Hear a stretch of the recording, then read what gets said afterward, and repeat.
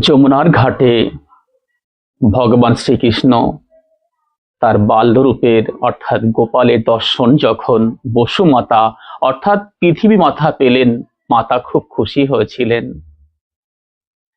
তিনি বললেন, প্রভু,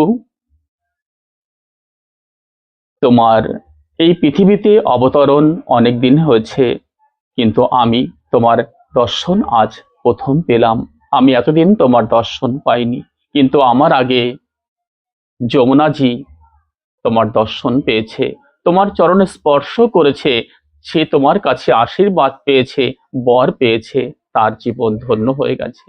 প্রভু, তুমি আমাকে আশীর্বাদ করো প্রভু, যেন আমি তোমার চরণ সেবা করতে পারি প্রভু।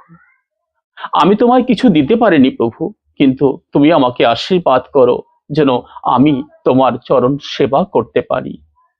আমি যুগে যুগে তোমার দাসী হয়ে থাকতে পারি প্রভু, তুমি আমায় কৃপা করো।